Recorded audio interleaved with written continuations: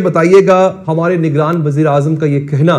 کہ قائد اعظم کا فرمان، قائد اعظم کی دی ہوئی پالیسی، اس میں اگر تبدیلی ہو جائے تو وہ کفر نہیں ہے ملتا ہے۔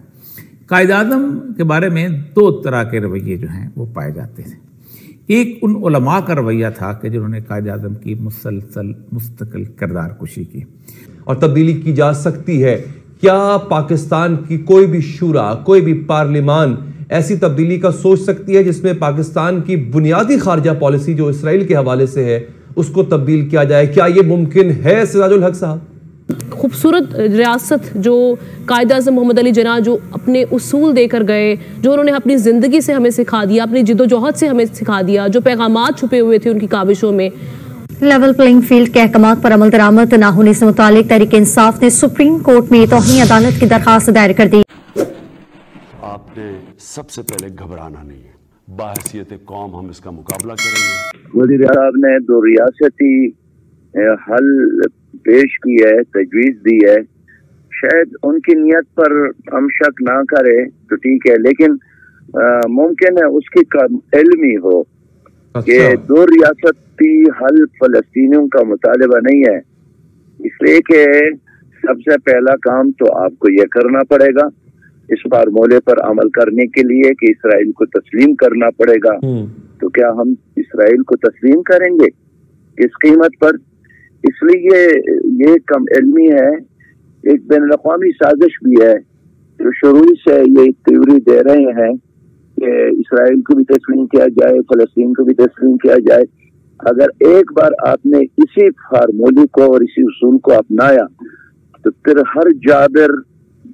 قوت دوسروں کے ملک پہ قبضہ کرے گا اور بالآخر نتیجہ یہی نکلے گا کہ چلے آدھا تیرا اور آدھا میرا۔ فلسطین فلسطینیوں کا ہے اور ہمیں وہی حل قبول ہے جو فلسطینیوں کو قبول ہو۔ ہمیں تو ان کی ترجمانی کرنی چاہیے، ان کو سپورٹ کرنا چاہیے، ان کو حوصلہ دینا چاہیے، ان کے سر پہ ہاتھ رکھنا چاہیے اور ان کے سلوگن کو آگے بڑھانے کی ضرورت ہے، بجائے اس کے کہ ہم ان کے موقف کے بجائے کوئی اجنبی موقف لے لے جو خود فلسطینیوں کو بھی قابل قبول نہیں ہے۔ لیکن سراج الحق صاحب، ہم قائد اعظم کے موقف سے جو انحراف کر رہے ہیں، یہ خیال ہمیں اچانک کیوں آیا؟ مطلب یہ بحث آج سے پہلے کبھی نہیں ہوئی تھی، اب یہ بحث کیوں ہو رہی ہے؟ دیکھیے، یہ تو اللہ کے حکم کی خلاف ورزی ہے کہ آپ ایک مسلمان سرزمین پر اور مسلمانوں کے علاقے پر یہودیوں کے قبضے کو تسلیم کرے، اس کو وہ اہمیت دے جو ان کو مطلوب ہے۔ اور یہی وجہ ہے کہ 1934 کا مسلم لیگ کا قرارداد ہو یا 1940 کا 23 مارچ 1940 کا مینار پاکستان پر پاکستان کا قرارداد جب پاس ہوا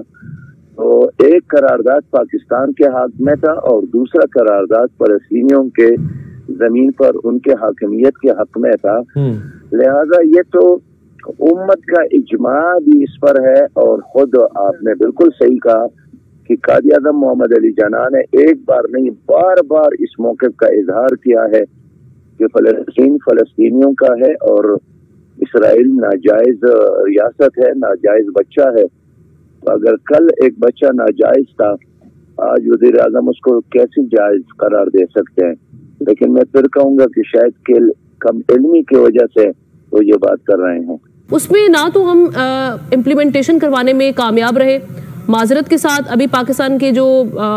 اس وقت مسائل کا جن کا ہمیں سامنا ہے، نہ تو ہم ان کا حل نکالنے میں کامیاب رہے ہیں، اور جس ساری سچویشن سے گزرے آپ سمجھتے ہیں کہ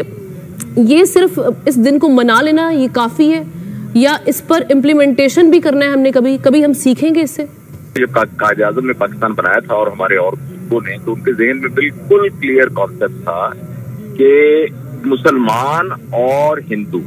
یہ دو ڈفرنٹ قومیں ہیں۔ یہ ایک نظریہ دیا تھا جس کو ہم دو قومی نظریہ کہتے ہیں۔ یہ ڈیفینیشن کہ قوم کی بنیاد اس پر ہوتی ہے کہ ہمارا فیتھ کیا ہے، یہ ایک لحاظ سے پوری ڈکشنری کے میں قوم کے معنی کو چینج کرنے کے مترادف تھا، کیونکہ اگر آپ آکسفورڈ ڈکشنری میں دیکھیں تو قوم کا مطلب یہ ہوتا ہے کہ ایسے لوگ جو ایک جگہ پر اکٹھے رہتے ہوں اور ایک طرح کی زبان بولتے ہوں، ان کا رہن سہن ایک طرح کا ہو، وہ ایک قوم ہوتی ہے۔ ہم نے ایک تھیوری پیش کی کہ نہیں، جو شخص کلمہ پڑھتا ہے وہ دنیا کے کسی کونے میں بھی ہوگا وہ ایک قوم ہوگا، اور ہم چونکہ جداگانہ تشخص رکھتے ہیں، اس لیے ہمیں ایک الگ خطہ چاہیے جس میں ہم اپنے تشخص کے مطابق، اپنی تہذیب اور اپنے تمدن کے مطابق ہم اپنی زندگی گزار سکیں۔ یہ بہت کلیئر کٹ بات تھی اور یہ ہمارے لیے بہت بڑی اپرچونٹی تھی کہ ہم یہ بات ثابت کر کے نہ صرف بر صغیر کے مسلمانوں کے لیے ایک خطہ جنت کا نکاح بنا سکتے تھے بلکہ امت مسلمہ کو لیڈ کر سکتے تھے۔ لیکن بدقسمتی سے ہوا یہ کہ قائد اعظم رحمۃ اللہ علیہ کے انتقال کے بعد سے لے کر آج تک ہمارے ہاں پولیٹیکل اسٹیبلٹی ڈیولپ نہیں ہو سکی۔ وہ لوگ جنہوں نے اوپر سے اس نظریوں کی بنیاد کے اوپر لیجسلیشن کرنی تھی، اس نظریے کی بنیاد پر یہاں ایک نظام کو قائم کرنا تھا، وہ شروع ہی نہیں ہو سکا، اور اگر کبھی تھوڑا بہت شروع ہوا تو وہ پھر انٹرپٹ ہوتا رہا، جس کی بنیاد پر آہستہ آہستہ لوگوں کے اندر ایک بدقسمتی سے کرپشن کا مطلب میں یہ کہہ رہا ہوں کہ ملکی وسائل کو جن لوگوں کے تصرف میں تھے اپنا ایک ذاتی مال سمجھتے ہوئے اس کے اوپر لوگوں کے ذہن اس طریقے سے بن گئے۔ اچھا، جب ہم یہ بات کہتے ہیں تو یہ نہیں کہتے کہ پولیٹیشین جو ہے وہ کرپٹ ہو گئے یا بیوروکریسی کرپٹ ہو گئی۔ ایکچولی اوپر سے لے کر نیچے تک ہمارے پورے مزاج کے اندر ملکی وسائل کو اپنے ذاتی استعمال میں رکھنے کا ایک ٹرینڈ ہو گیا۔ آپ کو اور ان علماء کی وہ غلطی پاکستان کے 75 سالوں پر محیط ہو گئی۔ یہ وہ علماء تھے جنہوں نے سمجھا کہ قائد اعظم کی پاپولیرٹی جو ہے وہ ویسے بس ہو گئی ہے، روٹین کی ہے، اس میں انہوں نے کوئی اللہ کی رمز نہیں پہچانی کہ ایک شخص جو ہے اس بگڑے ہوئے معاشرے کو، جو کے اندر سیکولرزم، لبرلزم اور سارے طوفان جمہوریت اور ویسٹرن ویلیوز آ رہی ہیں، ان کو ایک طرف لے کے جا رہا ہے اور ان کو نعرہ دے رہا ہے۔ آپ خود سوچیں کہ قائد اعظم کی ہزاروں کے حساب سے تقریریں آپ کو ایسی مل جائیں گی کہ جن میں خالصتاً ایک اسلامی ریاست اور اسلامی لیبارٹری کی بات کرتے ہیں، لیکن انہوں نے اس کو جس طرح کی کردار کشی کی ہے، میں بہت تکلیف ہوتی ہے۔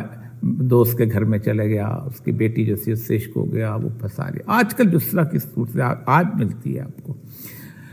اور وہ دیکھے وہ 3 مہینے کے لیے اس کی دیوی کی والد نے اس کو ٹرایا، پھر اس کو دیکھے بیٹی نے پارسی سے شادی کر لی، وہ جو ایک پارسی عورت کے لیے دین کو چھوڑا، یہ کافر اعظم ہے یا قائد اعظم ہے یا کافر اعظم، پھر اس کے بعد اپنے 6 فٹ کے قد پر اسلام نافذ نہیں کرتا، کیا ہو۔ یہ علماء جو تھے اس پاکستان کی موومنٹ کے اندر مکمل طور پر قائد اعظم کے بالکل مختلف کھڑے ہوتے۔ مجھے آج تک ان کے کسی بات کا جواز سمجھ نہیں آتا کہ قائد اعظم ایک علیحدہ مملکت کی ڈیمانڈ کر رہے ہیں، اس کے مقابلے میں اگر علیحدہ ہو جاتے تب بھی ہم سمجھتے کہ چلو ٹھیک ہے، لیکن کانگریس کے ساتھ ملنا اور وہ ایک ہندوستان اور ایک سیکولر صورتحال جو ہے اس کے اندر، یہی وجہ ہے کہ جس وقت مولانا حسین احمد مدنی جو بہت بڑا نام تھا، انہوں نے کہا کہ وطن سے ملت بنتی ہے، تو قائد اعظم نے، علامہ اقبال نے ان کے بارے میں وہ مشہور اپنے 3 اشعار لکھے تھے، عجم ہنوز نے دانت رمو سے دین ورنہ، کہ یہاں کے لوگ، عجم کے لوگ ابھی تک دین کے رمز سے واقف نہیں، کہ دیوبند حسین احمدی سے بولے جبیز، کہ دیوبند نے کیسی عجیب و غریب بات کی ہے، سرود برسر ممبر کے ملت اس وطن اس، کہ دیکھیں مسجد کے ممبر پہ بیٹھ کے سرود نے راگ الاپا ہے کہ وطن جو ہے، ملت جو ہے وطن سے بنتی ہے، قوم جو ہے وطن سے بنتی ہے، جو بے خبر سے مقام ہے محمد عربیس، وہ تو رسول اللہ صلی اللہ علیہ وسلم کے مقام سے بے خبر ہے، یعنی ایک ہجرت کرنے والا رسول کے بارے میں آپ کہتے ہیں کہ نہیں وطن کے ساتھ محبت، اور وہ ایک جھوٹی حدیث حب الوطن من الایمان، کہ وطن کی محبت یا ایمان کا جزو ہے، اس کی بنیاد کو پھیلایا گیا تھا، اور پھر وہ مصطفیٰ برساں خیش راکتی ہے معوث اگر بؤ نہ رسیدی تمام لپول حبیث، کہ مصطفیٰ کا تک پہنچنا ہی اصل دین ہے، اگر نہیں پہنچے تو یہ تمام بولا بھی ہے۔